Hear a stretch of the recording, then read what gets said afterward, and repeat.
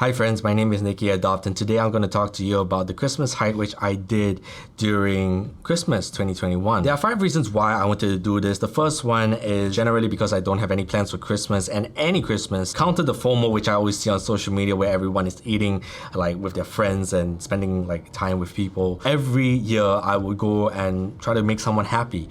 You know, that would be the easiest thing to do, to entertain people, dress up as Santa Claus and cycle around the beach and just see people's reactions, light up their day. No one would ever think to see a Santa Claus in Singapore cycling at the beach because it is very humid and very hot. The second reason is fun and leisure. The entire year I've been doing work for other people and like just basically pleasing people and never something for myself. I really love hiking and I just really wanted to take a weekend off to do something for myself. Even though it will cause me a lot of pain and troubles and whatever, it is something that I really love to do. The entire process of hiking. Yeah, I didn't really want to have any expectations of like doing it for like a charity in case I couldn't finish, which ties in with the next reason, to see how far I've come in my fitness journey. When I did the first 100 km, I did not go to the gym, generally because I was, I just didn't go to the gym. Throughout the year, before this particular 100 km, this Christmas 100 km, I have been going to the gym, and the week before I did this Christmas hike, I just joined the 1,000-pound gang. Is that what you call it? I'm not really a big gym person. I just want to get stronger, you know. After being 1 year in the gym, I feel that my body can recover to damage faster.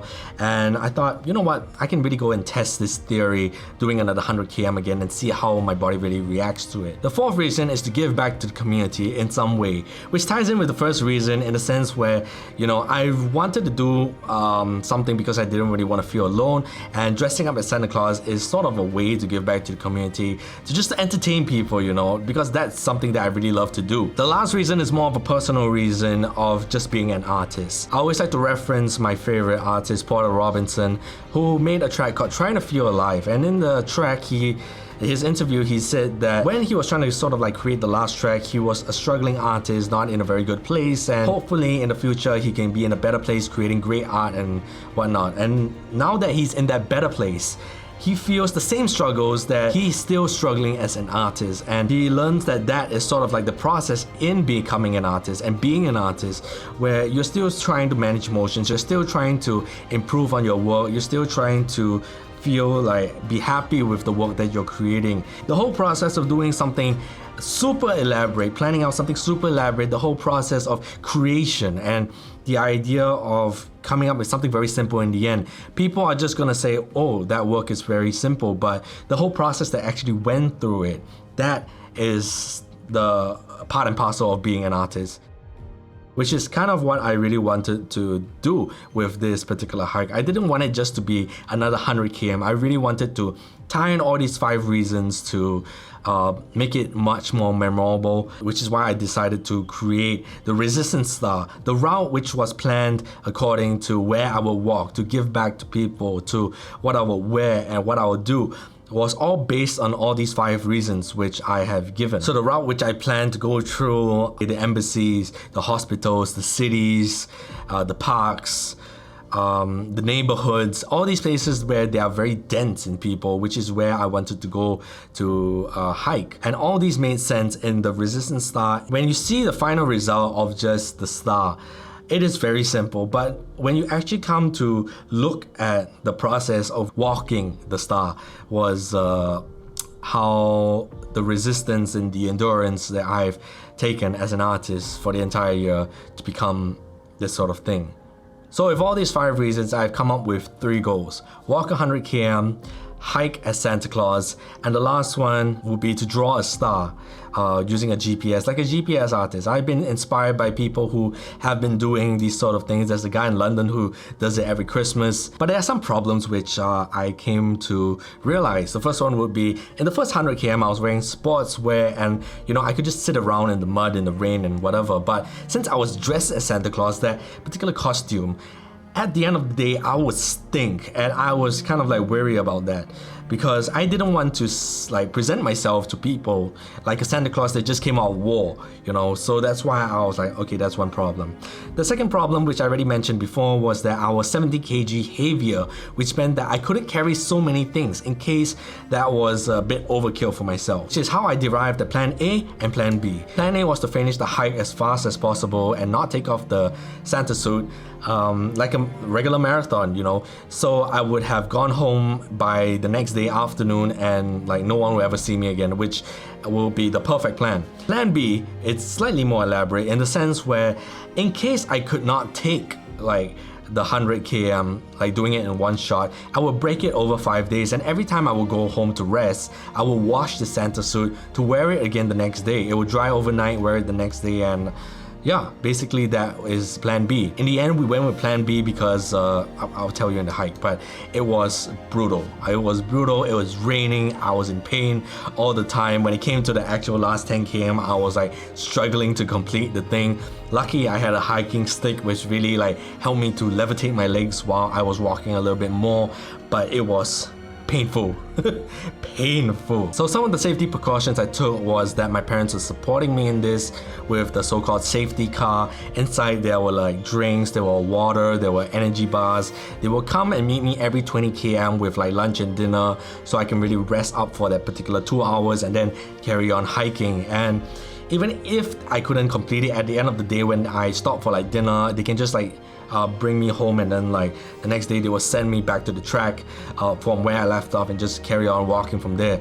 So it was a really grueling process it's a whole team effort, you know. So I apologize for the lack of footage for this hike. I was trying to juggle like 3 things. One was the actual shooting of the video to try to document it for everyone. The second one is to do the actual hike. You know, I'm already dying and holding a camera, trying to film myself. And you know, at the top of the hill, when you see people, I have to say Merry Christmas to them because I'm still playing a character. So doing all these things, I'm sad that I didn't really, like in the moment, I forgot to take the photos with the people that I took photos with. And it's just kind of a bummer. So I really hope this video can go out somewhere and people can see it to say like, oh, there's the guy that I took photos with, and I could sort of like receive those photos, which is slightly a very low chance, but you know, there's no harm in trying, just to say. But yeah, this is the Christmas hike.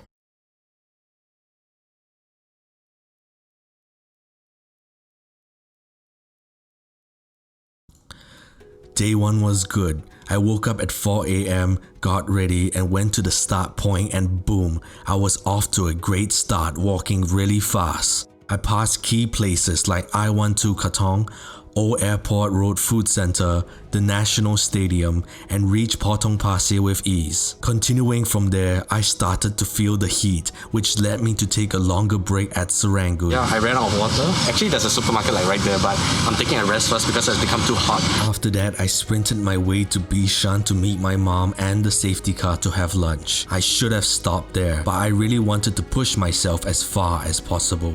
And so I did, but I had no idea Singapore had so many hills.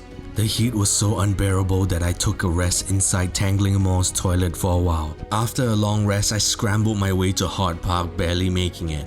I decided to pause the hike at that point. That was the end of day 1. Day 2, I was fresh. I ran up Southern Ridges watching the sunrise upon Henderson Waves and the top of Mount Faber. There, I stopped to take a rest outside Faber Peak Cable Car Station.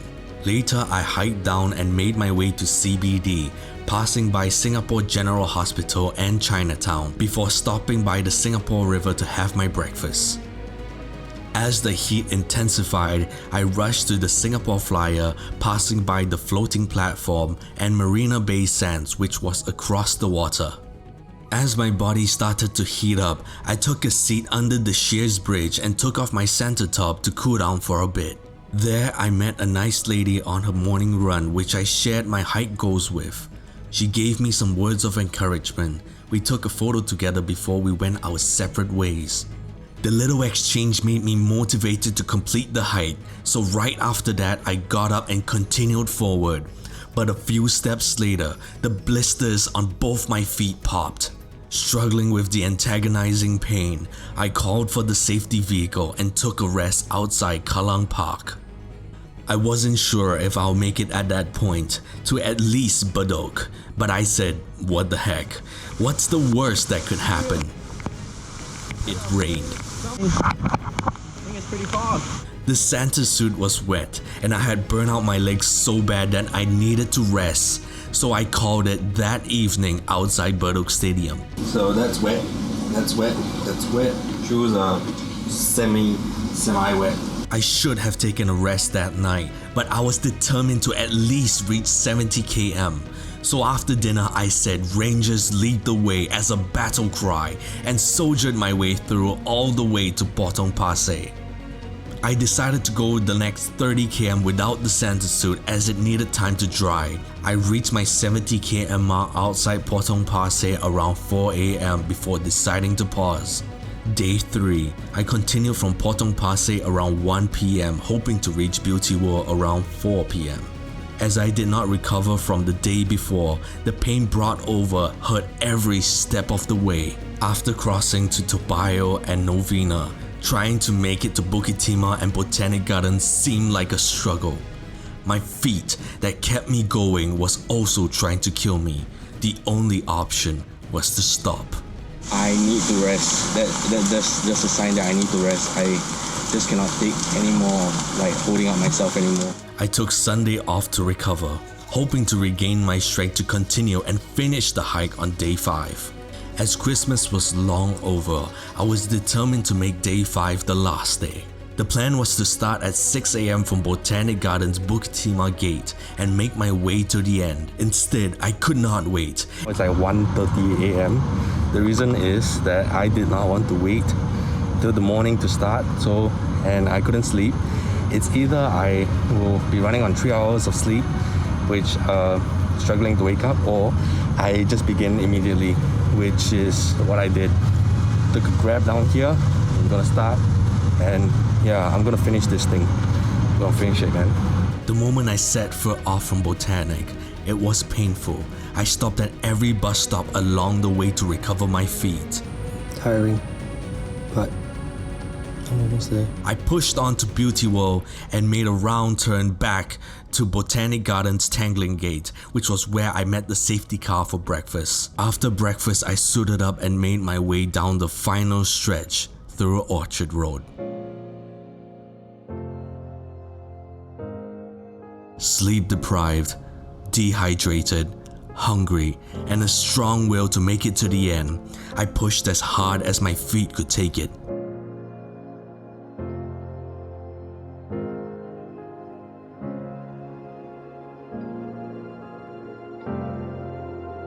This is it, boys. Shoot Benjamin Shears. Up this, on the other side, we'll be home free. The feeling of climbing over the Shears Bridge was so surreal, as this was the route I frequent walking home from school.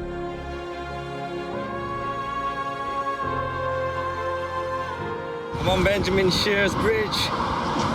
See everything from up here.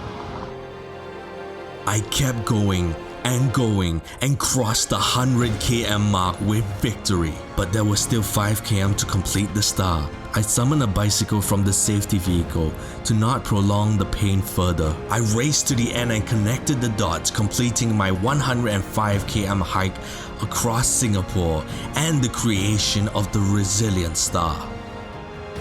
That is the end of this story. My name is NickyAdopt. Until next time, on the next adventure.